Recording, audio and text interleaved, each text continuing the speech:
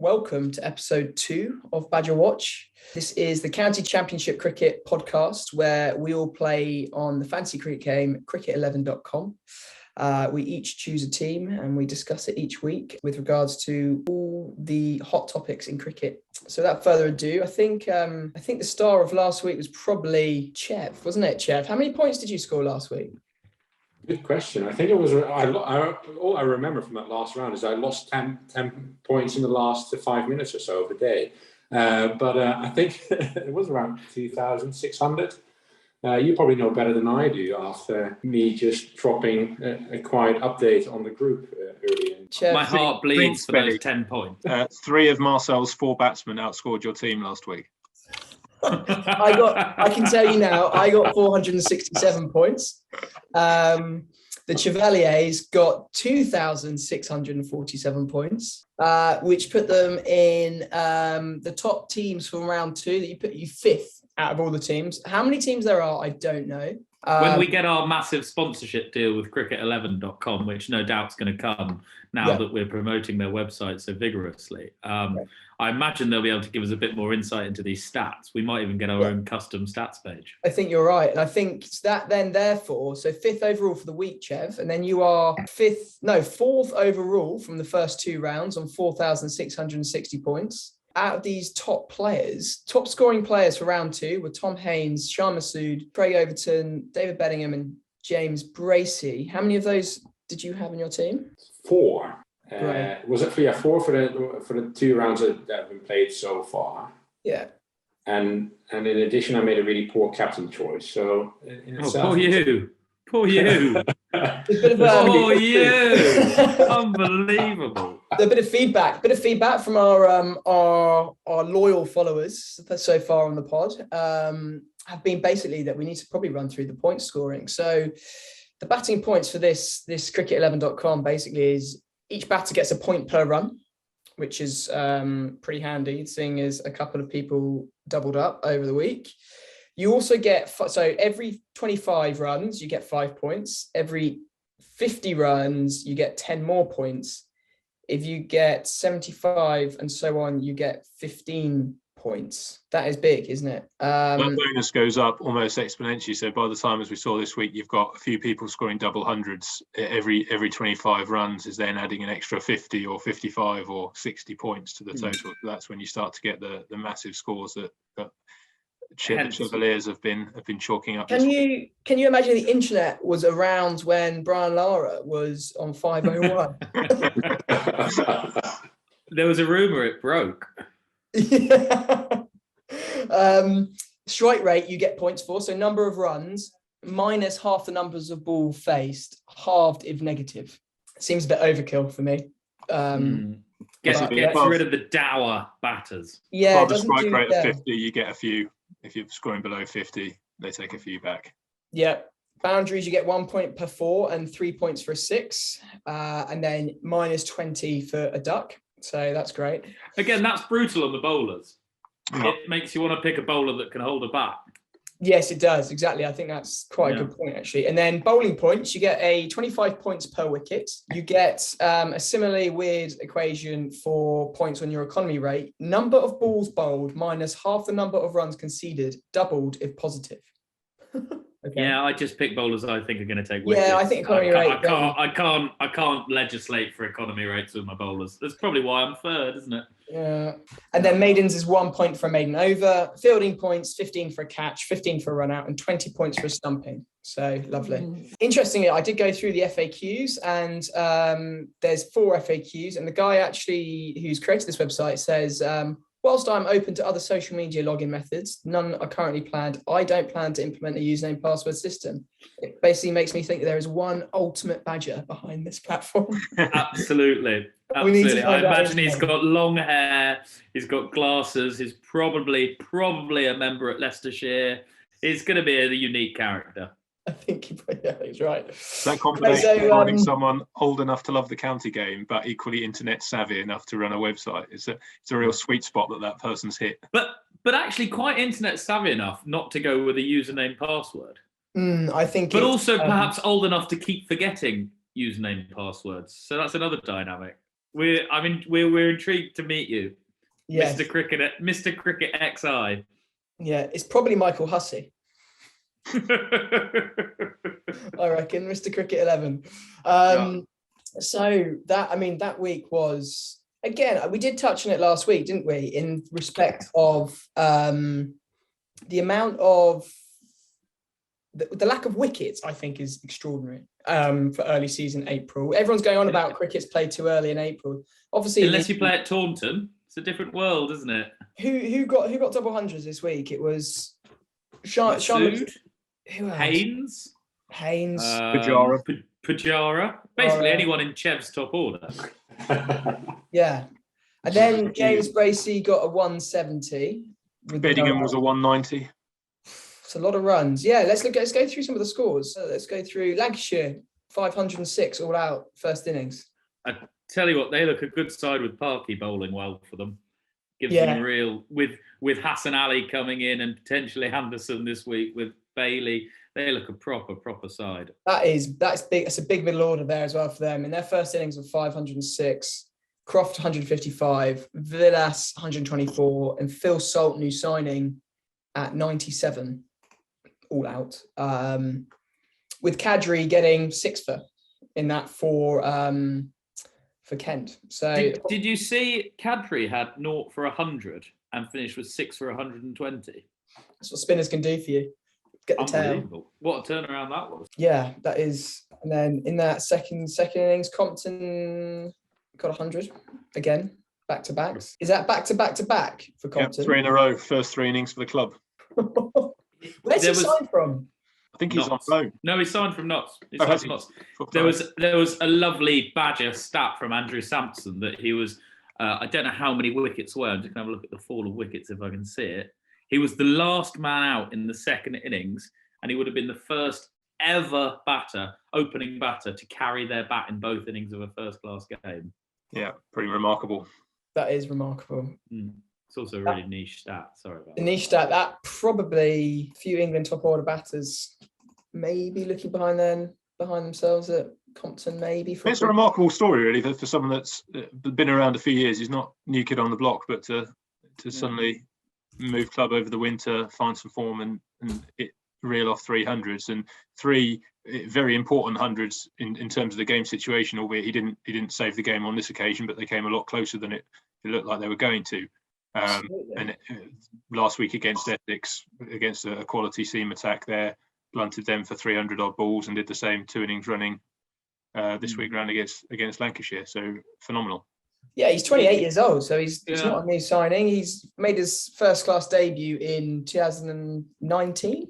So he had a winter or half a winter in Zimbabwe, which I saw in an article he put down to helping him find form. So maybe that's the key to my particular failures in cricket. I should spend half the winter in Zimbabwe. Get down to Bulawayo for a season then. He was at the Mountaineers, and I have to say I don't know where the Mountaineers play. I wish I did. There was a period actually, I think, when Zimbabwe put some money into, or some money. I don't know where that money came from, but they put it into their 2020 competition, and quite a few first-class cricketers went over. I can't remember. I remember sort of just going on ESPN Cricinfo one day and just seeing the big franchise names and things, and they've kept the franchise names. The Matabaland Tuskers, I think. I remember Adam Wheater went really well for some team one season out there. Yeah. It must have been 2017 or something that happened. Just going back to the results in the week as well. Derbyshire 505 for 8 first innings against Sussex. Masood 239, Madsen 111. And then that's good. That's a good signing, Alex Thompson, 52. He got 52. How many wickets did he get last week as well? You don't think of Derby as a batter's paradise, though. In my mind, Derby is eternally overcast and always going to offer the seamers a bit. And cold. It looks cold on the telly. And then, you think that, and then suddenly Sussex second innings, they got bowled out for 174, so that's not terrific. Doesn't scream, sort of screams of Derby of old, but then second innings, they go 513. Again, Haynes, as we said, and Pujara, 2 double hundreds. That is incredible. Do we think, I know we'll probably get onto Rob Key a bit later, but I know he's a big fan of sort of flatter wickets, helping the batsman out a bit more. But has there been a conscious effort, do you think, of the wickets? I know we'll probably never know this until we speak to a groundsman, but maybe that's a future guest. If we know any groundsmen who want to come on the pod, do you reckon there's a conscious effort to make it a bit more batter friendly, or do you think it's just I don't know. I like to think that we've made this concerted effort to try and revive England Test cricket by producing proper cricket pitches, but there'll be an element of every county's membership that moan when 500 plays 500 that it's pretty dull cricket, and you end up seeing a batter bowling lobs on the last day to try and generate a result. It's a balance. What I do think is good is with the quality of the overseas pros this year is high, and you put that on flat pitches, and it means that bowlers have got to find a way of getting wickets, and young batters like Haynes have got to find a way of doing it against proper overseas. To see Shaheen Shah Afridi coming in from Middlesex this week is really exciting, I think, for young players up and down the country. I think the weather also plays its part, doesn't it? We've had a couple of unseasonably warm April weekends. Rewind to last year, it was a lot wetter. There was probably a lot more cloud cover conducive to swing and seam movement. So I think the weather has played a part, but I don't think that's the full story. I think there must have been consciously or subconsciously something either said to the groundsman, or, as we alluded to last week, just the groundsman being fed up of hearing about how they prepare these green seaming wickets, and cricket lasts only 2 days, and them getting an earful for it. Except at Taunton. I was just going to say, it was raining. It was raining somewhere, wasn't it, in the West Country, based on what they did there. Although, did you see the colour of the deck that Nottinghamshire played Glamorgan on? It was no different to the rest of the square. Marnus Labuschagne was trundling up and bowling his little seamers, but still you got 200 plus and 300 plus scores. So I guess looks aren't everything. That's true. Yeah, just going to that Somerset Essex game. Bloody hell, that's 109 all out from Somerset. 100 plays 180, then Somerset 150, and Essex 80. I was on the live text, and the 84 for 9. Oh, their new signing Rossington guiding them to victory. That is Hugh, as an Essex fan, you must have been following that pretty closely.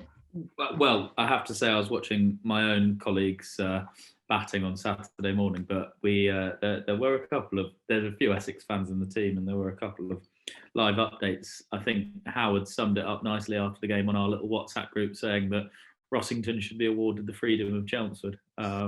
He should be allowed to drive his sheep across the town square, or whatever the freedom of Chelmsford quite gets you. But what a way to make an impression as a batter in his new county. I presume it's a loan move with a view to a permanent move, but I think with Critchley and him at 4, 5 or 6, I think replacing Tenduscarter was never going to be easy, but I think we found a good one there for Essex. And Wheat is still keeping, which is interesting. Having watched a bit of Harmer in the Bangladesh series, the guy looks like a freak. It's the first time in a while I've watched him for half an hour just bowling. Oh, here we go again, the Harmer loving. Come on, let's get it all out on the camera. But he's incredible.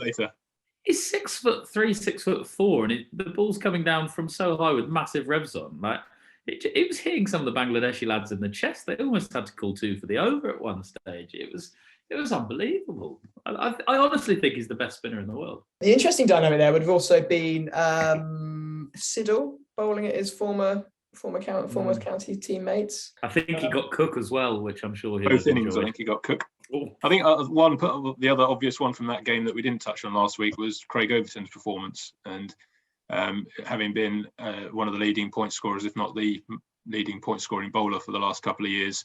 Him missing the first game, I imagine a few people didn't have him in their sides and would have missed out on, I think it was about 500 points this week as he returned. 13 wickets in the game for Everton. Performances. So. In county cricket, he looks like Goliath, and in Test cricket, sadly, he looks a bit like David. He reminds me a little bit of Mr. Potato Head. He's a bit no, his bowling reminds me, and hopefully he can maybe find these heights for England at some point, is big old Tim Bresnan. He sort of just runs in and puts it on a spot. He needs a yard or 2 more, I think. I think Brezzy lands a bit quicker. I think he's got half. No, I think he is, but just the way Overton, at his best, really hits that sort of off stump, and you don't quite know if it's coming in or out. And I think he's probably missing that yard of pace to match someone like Tim Bresnan. But I think if he could find a yard somewhere, I think he's an extremely dangerous international bowler. But you're right, he's a head above shoulders on a lot of these bowlers It's in the DNA though. His brother's got that yard. Yeah, he has. Yeah, you put a combination of the two of those together, and you've got a Test match bowler. Yeah, I remember watching Somerset in a one-day game ages ago, probably when I was at university, and Jamie Overton was bowling sort of 90 miles an hour. Does he still bowl 90 miles an hour, Jamie Overton? No, the injuries have put him back a yard or two. He's had to remodel the action, and he's not the tearaway speedster he once was. But nice to see him getting some wickets. First 5-wicket haul for Surrey this week. What a good week he's had, and I can't believe it's taken us 20 minutes. Are we 20 minutes? And I don't know how long we're in, but 20 minutes to mention Surrey, who now sit top of the championship. I'm sort of spitting my red wine out saying it. It's astonishing. After we'd all bigged up Hampshire's title chances last week. I think they were looking for a definition of cheving. We cheved Hampshire out of sight. We said they were world beaters. Straight away we cheved them. We did. That is the power of this group. I think we also cheved Nottinghamshire for Div 2. And then Glamorgan turned them over at home. So, Talk me through that Surrey-Hampshire game. It was all going quite well, wasn't it, at one point? And then for Hampshire, and then suddenly Overton comes on. I wouldn't say it was all going particularly well at any point for them, was it? No, it felt like it was going nowhere. They might save the game at one point, right? Oh, I think they got to about 160 odd for 2 in the second innings, but still 150, 200 behind. So I think they were always up against it, but they did appear to be making a better fist of it second time round. Surrey's bowling not particularly strong, certainly not their strong suit on paper, but they seem to get the 20 wickets inside. Well, won the game inside 3 days, I think, and against a pretty strong Hampshire batting lineup on a pitch that wasn't doing a lot. So did anyone see the Ben Folkes catch? Oh, it was naughty, wasn't it? A brute of a short one, and he just sort of rose to his right and just sort of hung in the air like Alan Shearer at a corner and just plucked it out of it. A bit like that David Seaman save, where he sort of goes behind himself and pulls it back. It was lovely. Chev, who were your bowlers last week then? Who got you all those other points? The one that I subbed in, I didn't actually do much, but it was the player that was actually traded into teams by most teams last week. Patterson White. I think even Hugh had him. I'm not sure whether he had him prior to this week, but he was the most traded in player for round 2. Yeah, so 132 people added him to their squad for this week, and in the end, he didn't actually do that much really in terms of bringing points home. Not in your squad, but he'd have got 20% of Spenny's points if it had played for him. Fair enough. That's a good point, really. But the other ones were Sam Cook. Well, I think he did all right for Essex anyway. Again, he's doing all right overall. And I had Connors in the team, and Barker returned a good haul of points again. Picked up some cheap wickets at the end, Barker, didn't he? And some he was pretty much in the same bracket as some of the others early doors, where there was not really much happening for him. And he's also, as to Hugh's point earlier, is a handy lower order batter. He got 57 on the weekend, over the weekend, and I think he's one of those that will pick you up some runs as well as wickets. I did go down and watch a couple of sessions. Couldn't quite believe the size of the man. He's definitely put on some muscle. He looks like he should bowl absolute thunderbolts, but he sort of bowls late 70 little swingers. It's perplexing. Lovely fast bowling buttocks though. Nice muscular beef. Yeah, he's got an engine. He has. On that basis, I think I should be bowling faster than Brett Lee, but there we are. God might have blessed me with the buttocks, but not the fast twitch muscles. Who knows?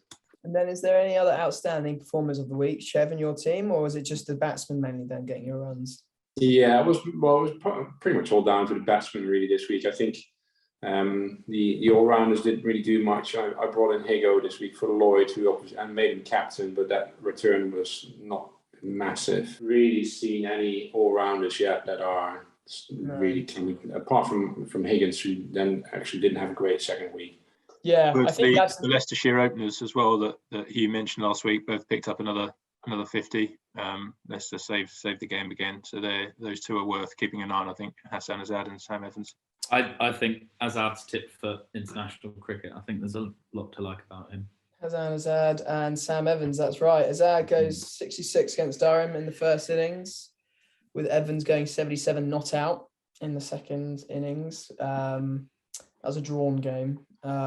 We have consistently picked out of Division 2 cricket, mainly because we have to because of the player pool. But do you think there's a sort of, on our watching of the games, do you think there's a massive gulf between Division 1 and 2? I think it's the depth in an attack. You look at Hampshire, Essex, maybe not Surrey, but Lancashire. Some of those Div 1 attacks, you've got genuine top quality performers opening the bowling, a proper first change, maybe an all-rounder and a top draw spinner. I'm thinking particularly of the Essex lineup.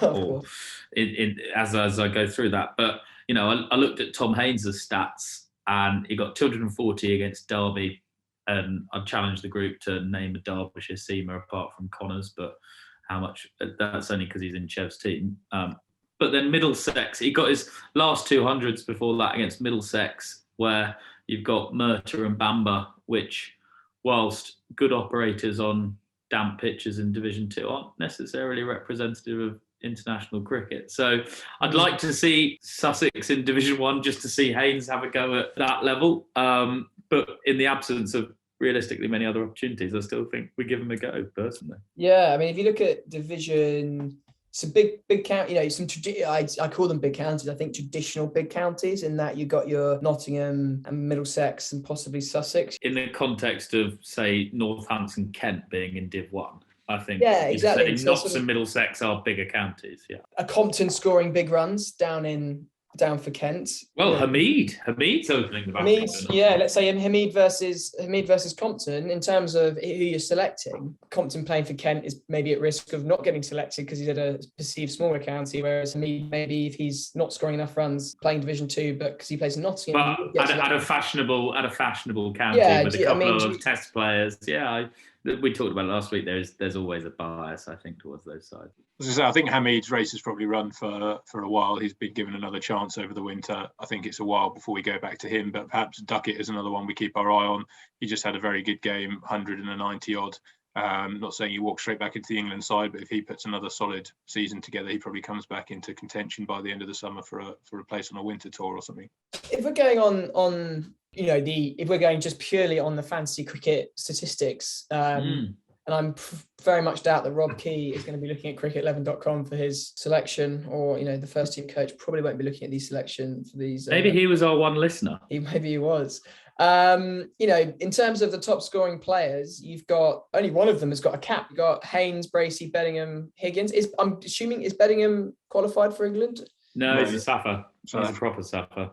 Oh, right. Okay, fair enough. So you got Haynes, Bracey and Higgins. Although actually, Bedingham hasn't played for South Africa yet. If he wants to give up his claim to the South African team, the old England academy from Trott and Peterson days might have to open its doors again. It's just a shame we missed out on Harmer. And then you go first round, we've got Higgins again, Mulaney, Burgess, Patterson, White and Critchley, top scoring players. I think Critchley's the only one that might get a look in. I can't see any of the others.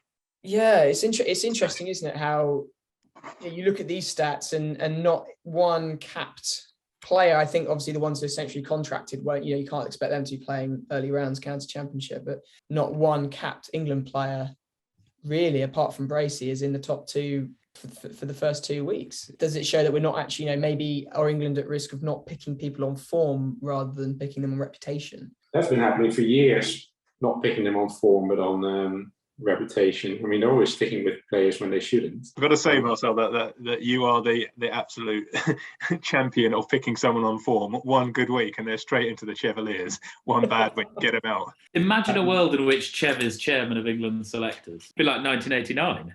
I'm not entirely sure different players used. I'm not entirely sure that the results would be any different though than what they have been recently. I mean, all you'd have to do is basically just turn up with cricket11.com and just tell them, I know what teams to select. Maybe your cricket's Moneyball. Sometimes it's pretty obvious that people need a break or should not be considered for a while, and they keep bringing them back in, and then disposing of all the young ones who should be given more time to develop, and they just being discarded when they've had a bad tour. Ollie Pope, I think you're alluding to there, without naming him, Chev. Well, that's definitely one of them where it's just a bit strange that you know. Because not every test match is played at the Oval. If there is a future captain in that setup at the moment, he's one of them. So why not look after him a bit better? I think Ruth had quite some good support and was protected quite well. What? Ruth scored runs for fun. Yeah, he did. Ruth's never been protected. He's Ruth also is a scored genius. runs. He scored I runs wasn't for talking every about match. his time as a captain, but when he was in his younger years, I think Yeah. he was also considered a big talent. But He get dropped early on time, in Australia, didn't he? Sorry? He got dropped for Gary Balance in his first year, I think. The Ashes tour, wasn't it? I think the interesting one is selecting what England did, and Australia did it very well. And I think England did it a little bit with someone like Ian Bell. If you selected Joe Root's been up and down the order in his career, that people do forget that he opened at one point in his life, didn't he? Then he's always been up and down. But I think, picking a top order batter for the county championship and then putting them at number 6, for example, and then graduating them up the order, I think is an underrated thing that we've gone away from. We don't have a top 5, do we? Well, maybe that's the point, isn't it? Yeah, we don't have maybe it's very easy to do that when you've got Cook, Strauss, Trott, Peterson. Yeah. Bell. And then Australia in the 90s and the 2000s had a top 5 and rotated that 6. And that was your sort of pressure seat until you establish your place, and like Ponting debuted at 6. We have 1, 2, 3 and 6, I think, up for grabs if you've got Root and Stokes at 4 and 5 and 7.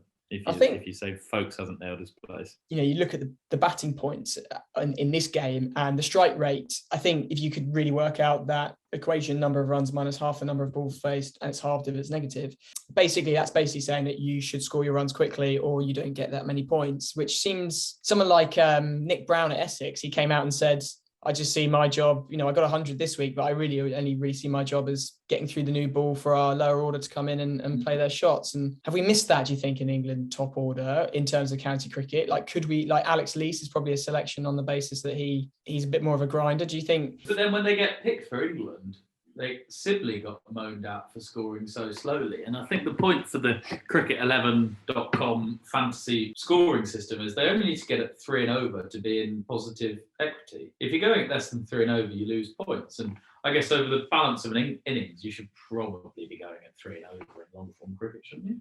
I think the issue with a Sibley and some others is not the fact that they will score slowly and take the time. It's the fact that once they're in, they don't have any gears to go through. I think anyone can understand first morning of a test match, you might be, if you're there after the first hour and you've got 5 runs to your name, that's the job well done. But it's when you're getting out sort of midway through the afternoon session for 15, you've held up an end, frustrated the opposition a little, but you haven't actually hurt the opposition, and that's what I think England were finding with Sibley and Burns to an extent, that their bad innings would be out cheaply. Their good innings, they'd bat for 3 or 4 hours, but not actually do a huge amount of damage. That's a good point, actually. I think the other thing, I think more than the fantasy cricket scoring system, the championship scoring system still awards bonus points on first innings runs up to 110 overs, I think. So irrespective of what your final total is, for the bonus point allocation in the Champo, it's what you score after 110, which does again promote good scoring. And 400, which is max bonus points, I believe, in 110.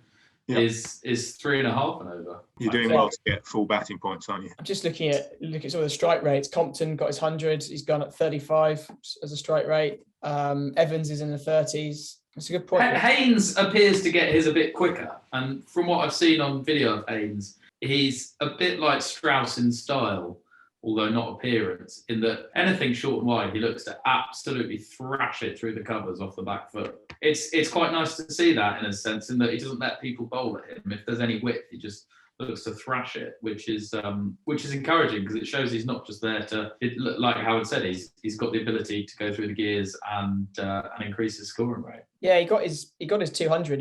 He went at a strike rate of 49, which was lovely. Really, I think that's the sweet spot, isn't it? He slowed down a lot at the end. I think he was going in the 60s for a long time until that final day when they were just batting the day out. One other name that we mentioned last week was Joe Weatherly, who had a big 100 week 1, added another 80 odd. He's looking now 87 off 96 balls opening the batting against Surrey. I definitely think it seems as though we're in that period of England selection where if you can put some scores together, everyone's in contention. Do you remember that time remember that time just before Trott got his big break in the Ashes when they had to replace Papara and pretty much every single name in the world was being put out? I vividly remember that because they talked about Ramprakash and Trescothick. So this was 2009. Trescothick was long gone from international cricket. Yeah. Ramprakash was 40 and had just scored his 100th. Sort of like for one test only, Mark Ramprakash. Yeah, that was the sort of the theory. And I can't even tell you who the chairman of selectors was then. It was probably Jeff Miller or someone like that. But what a great bit of selection in going with Trotty. Because that wasn't an easy pitch, Oval 2009. Stuart Broad ran through the Aussies with the leg cutter.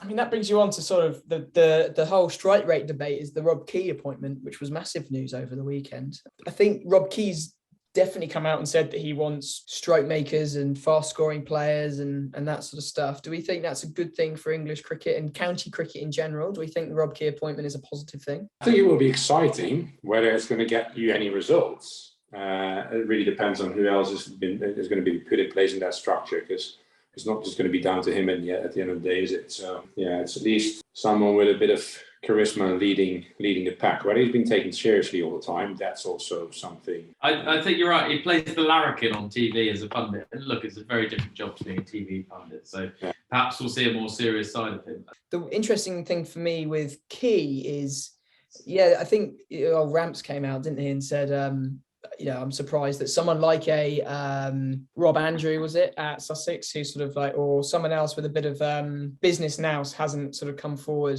to be a target for the ECB. But you hear the murmurings at Sussex, and I'm not sure Rob Andrew's the most popular down there. You see all the PR that's against him and what's going on at Sussex. I personally, from the outside, don't think it looks that bad. They've given a young crop of players a chance with a couple of experienced hands and two, at the moment, very, very good overseas pros. So, on that paper, maybe Andrew looks like he should have been given a chance. But I agree with what you're saying. I don't think doesn't get the impression there were that many candidates coming forward. I mean, the other day it said that Marcus North has pulled himself out the running at the Durham director of cricket. So I didn't even know he was in the running. Like sort of with Rob Key, sort of, I think, he hasn't got that much, this is does take probably, he's going to have to manage budgets and think about sort of the more business side and commercial side. But I think the one thing, and that's sort of alluded to a little bit in the last episode, was I think Kent is a bigger job as a captain than people really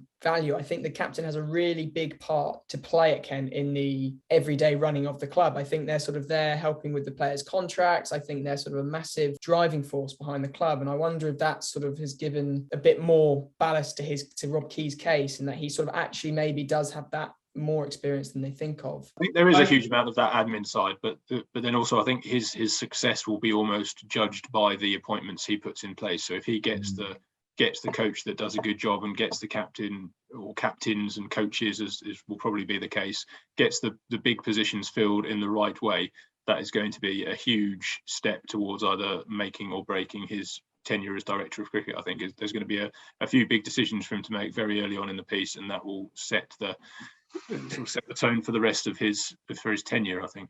I think the coach is the massive one. How you find applicants for a job that's been advertised for months and no one's come forward for is beyond me. Coach or coaches? Do you think they'll separate the one-day coaching role? I think Key's been quite keen on that on Sky commentary, that an advocate of different coaches for different games. I personally think they need to, because the culture of the different sides, I think, needs to be materially different. I think Owen Morgan and or his successor, who's undoubtedly going to be Butler, looks like a very relaxed ship. The Bayliss style worked well. You give the players the confidence to perform. Again, we talked about it last week. I think the Test cricket side, we need a bit more of a steely approach, where the Bayliss laissez-faire approach didn't quite work, and it hasn't worked with Silverwood either. Are there any coaches in the county game that you could think of who could take over that role? Like, if you think about, it's very interesting how everyone's looking for another international coach to come in.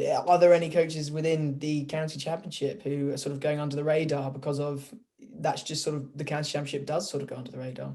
Otis Gibson, I suppose, has been overlooked a couple of times for it. But if you've overlooked him twice, what's changed the third time? Has he learned anything different? What about Ian Harvey down your neck of the woods, Spen? Gloucester, I don't know Ian Harvey.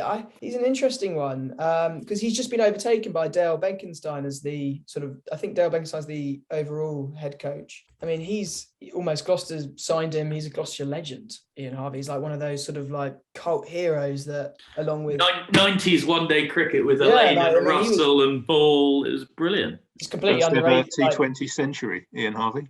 Yeah, he was. Yeah, that's right. A club cricket coach is probably, a county cricket coach is probably, you'd have to be an international coach, I think, to take on the England job. I think they want a big name. I think they do now. I mean, obviously, we've just had Silverwood come through. Peter Moores has done it in the past. But we talk about appointments. Obviously, the other big news was Joe Root resigning. I was a bit surprised at that, personally. Howard, I think you said that he would be last week, didn't you? He'd be there for the first test, is what you said, I think. Yeah, you chevved him. You chevved him. You chevved our illustrious leader. Can you chev our Prime Minister as well whilst you're there? Political. More for the reason that I think that just from looking from the outside, he was already under a huge amount of pressure after the West Indies tour. His 3 or 4 weeks have passed, and there was no sign outwardly that he was going to. So I think the reasons he gave, that the sort of internal turmoil he was going through with the job and the amount it had taken out of him, it's very hard to judge that from the outside, isn't it? So I thought if he was going to resign, he would have done it 2 or 3 weeks ago, but he's waited and done it now. And yeah, it leaves quite a mess, frankly.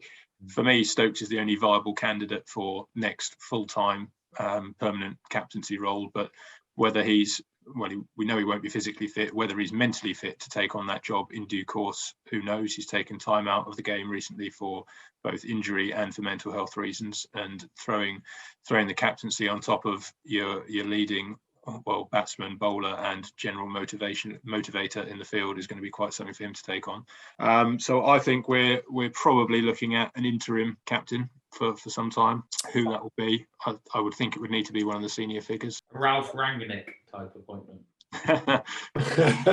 He'll be out of a job in the summer, won't he? So we can get him. Yeah, I mean, it's a bit, or maybe to bring it to cricket, a bit of a Mike Brearley selection for. I don't think our batting order can carry an extra batter who's just in purely for their captaincy. So I think in that sense, it doesn't really matter who you pick. They're all hopeless. So. It's intriguing in terms of, is there anyone in terms of an interim? You've got your Broads. Maybe Anderson. Stokes is the leading one. In terms of could you pick someone from the county game at the moment who's doing well generally and as a captain, and bring them in? Sort of an obvious one. He's had a lot of caps, maybe too many chances. But Rory Burns Surrey led them to a Div 1 title. I mean, we were looking at this at the odds, weren't we, midweek? And frankly, some of this is to be named permanent captain rather than interim captain. But some of the names being bandied about, we've got James Vince at 10-1, we've got Alex Lees at 20-1, a guy with 3 caps to his name. It never say never, but it would smack of desperation. Not that I'm not saying we're not desperate. We are. I think Crawley's above all of those names. He is, yeah. Crawley 8-1. Has he ever captained a game of cricket in his life? Probably at school, old boy. Probably at school in the playing fields of Tunbridge, I imagine. He was the biggest bugger, so they'll give him the armband. Sam Billings 8-1. So the barrel is empty, isn't it? I'm just looking at the county championship captains from last week. You've got Tom Haynes at Sussex. You've got Steve Mullaney at Notts, an old head experience. I'd love to see some of Mullaney's wobblers in the Test arena with the keeper up. You've got county championship cricket favourite Billy Godalman at Derby. You've got Tim Murtagh, who's Irish, so he's not playing. And 40. Yeah. David Lloyd at Glamorgan. Borthwick at Durham. I mean, Root wasn't captain of Yorkshire before he got picked, so I don't think you have to look for the. I don't think you do, but I'm just trying to think of sort of experienced people of specialist captains. Yeah, I don't know. If you were to bring someone up, I think as we touched on last week, you either need a specialist captain or you need someone whose place in the team isn't in question. And we've got no one that falls into the latter camp. So everyone has a price in that basically with enough money, most people would do whatever you ask them to. What do you reckon Sir Alistair Cook's prices to become Test match captain again? How many millions a year do you think he needs to leave the cows and give up the boys at Chelmsford and get back into the groove, because he's illustrated with the runs he's scored. Calling the integrity of Sir Alistair into question, Hugh. He is a man of his word. But everyone has a price. Everyone has a price. But equally, the amount of commentators Sky Sports have lost recently, I think they might be throwing more money at Cook to broadcast than the ECB could ever justify to bring him back as skipper. But I mean, like, he's never gone to the IPL, so he's never had that big payday. What about if the ECB say, here's 5 million big ones, come back? I'm not sure they've got the money to do that. I did send you the screenshot of someone who texted into the BBC Sport page the minute after Joe Root had resigned on, I think it was Saturday morning.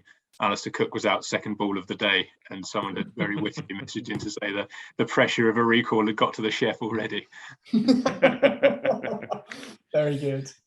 I do feel sad for Root, though.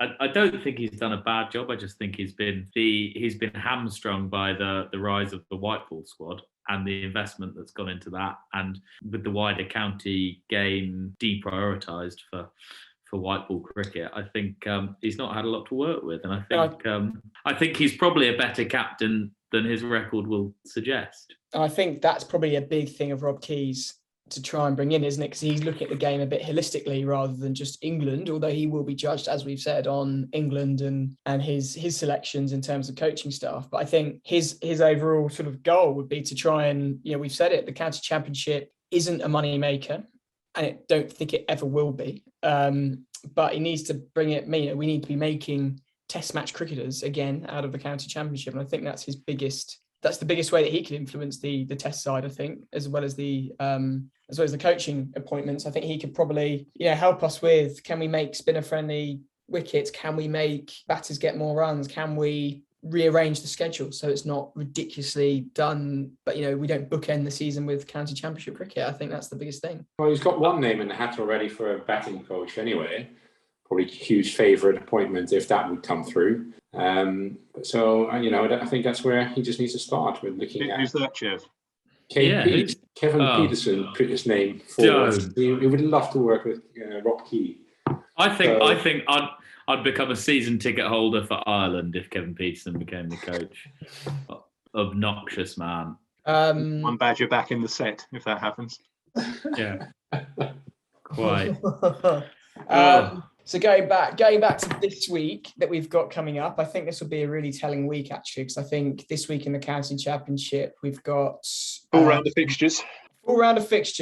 We've got the Div 1 table looking pretty good with Surrey on the top to a couple of people's delights, and Somerset, interestingly, at the bottom, with it all pretty tight in the middle. I think Compton faces the Hampshire attack this week, doesn't he? So if he gets runs against that Hampshire bowling attack he's going to bag a pair. Suddenly it's the big time, and I think he's going to bag a pair. Yeah, and he comes across as he's a cheap buy on the, we've said, you get £1 million, and I've bought him in.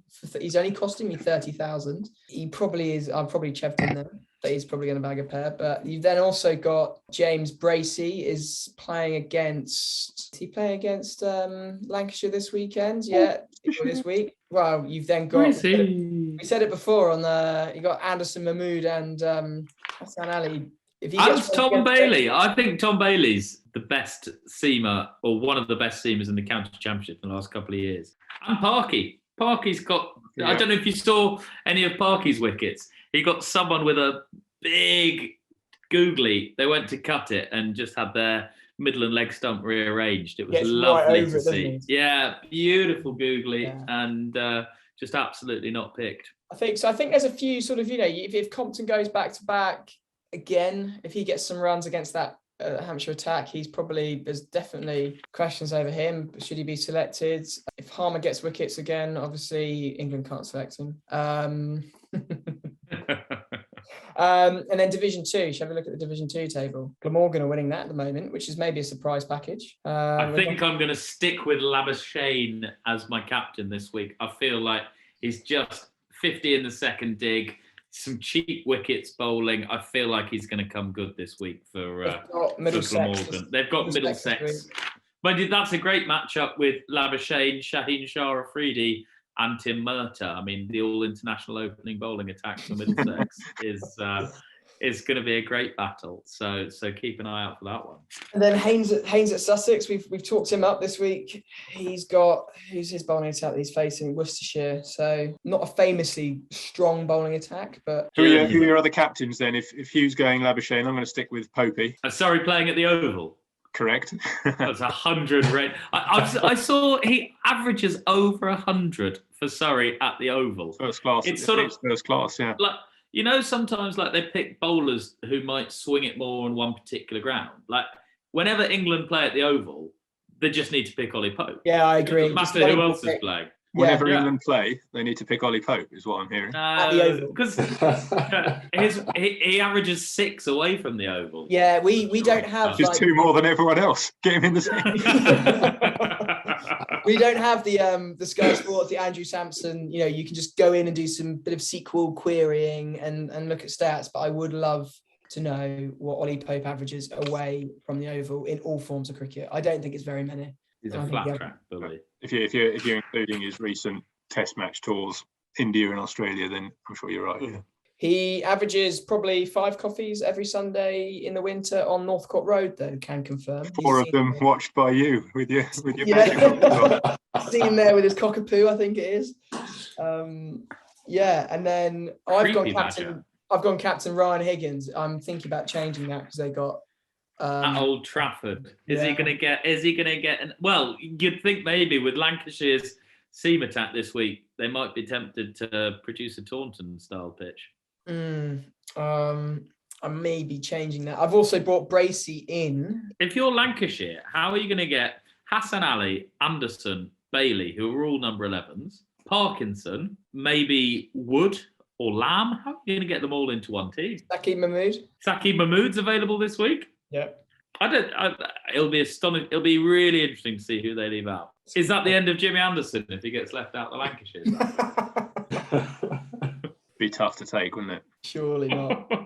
Surely not. Who's your captain, Chev? I haven't made up my mind yet because I've got He plays his cards so close to his chest. This guy gives nothing away. I'm definitely going to make some changes tomorrow, and I'm still thinking about bringing a Surrey player in at some point because I haven't got a single one of them, which is a bit odd. How could you change anything? You're literally printing point. Yeah, well, Marnus was on my watch list last week just because I wasn't convinced that he was going to do it again this season, but he's gaining my confidence. So whether he will be brought in, I'm not sure yet. There's definitely one place up for grabs. And I'm not convinced about the all-rounders, what they're doing this week. I've got Higo and Critchley still. So whether I switch between the two of them in terms of captaincy from week 1 to 2, I'm not sure yet. Is Critchley bowling much? Not now Harmer's back. No. That's why he was doing poorly this last round, I think. Because they also played on the greenest seamer in the history of cricket. So the Overton brothers, obviously brothers now with Jamie actually performing, which is more that he's done probably in the last year or 2. So going head to head tomorrow, aren't they? They're going head to head tomorrow. I wonder if they've ever played against each other before. House cricket at school. No, surely brothers would be in the same house. I didn't go to one of those posh schools you went to, Spenny, but I reckon they'd be in the same house. So I'm U-turning from last week's pick your team in the half an hour once the toss is announced. I found it too stressful. I ended up panicking and made some terrible decisions. So all you need to do is pick your team, make your changes, and then half an hour beforehand, you either cancel your trade. Oh, you can cancel them, can you? Or you change your lineup. Right. The transfer king knows the rules, doesn't he? Absolutely. Well, these are the details that make a difference and make you score. Yeah. Right. Where did you come last year, Chev? Where did you finish last year? Second, unfortunately. Mind you, I think I could see Alan Hansen on Match of the Day saying that this Premier League's all over. I can't see anyone else winning it this year with Chev's lead already. How far is he ahead of Howard? 1,000 points? It's only one big captain choice a week, isn't it? And then things can move quickly in this game. So the league table for Badger Watch cricket11.com Fantasy Cricket League is the Chevaliers are on top with 4,660 points. In second is Bears Badgers, Howard's team, on 3,295 points. Third from the top is Brian May, Save the Badgers, Hughes team on 2,914, and Spenny's champs are coming well last at 2,181. So I am well over 2,000 points away from the top. We probably should add to the listeners that we have an end of season curry every season to digest the league, and the loser buys the winner's curry. So I haven't paid for curry in 2 years. I better get saving. That's probably it for this week, unless anyone's got any other business. Hugh, actually, you played on the weekend, didn't you? I did, yeah. We came second by 6 wickets. We didn't do very well. But of something genuinely interesting to come out of Saturday, our third team got bowled out for 64 on Saturday. Astonishingly, one of the opposition was a 14-year-old opening bowler who I will say is in the mighty Essex setup. Mm-hmm. He returned the incredible figures of 6 overs, 4 maidens, 9 for 2, and was only denied all 10 because the ECB rules mean he can only bowl 6 overs. So he had to come off after 6 overs, and another guy took the 10th wicket. He had the incredible figures of all 9 for just 2 runs. What would have bowling happened? Out our third team. What would have happened if they allowed him? They made him bowl the 7th over. Like, would there have been any penalties? I don't know. But ECB guidelines meant he was taken off after his 6 with a 9-fer. So someone else took the last wicket. Blimey. All right then. Well, we'll wrap it up there. Thank you for listening to this episode of Badger Watch. We hope you've enjoyed it. With Chev firmly on top going into week 2. So probably, I would say it's all to play for, but it's probably not. He's probably running away with it. And we'll see you next week. Thank you.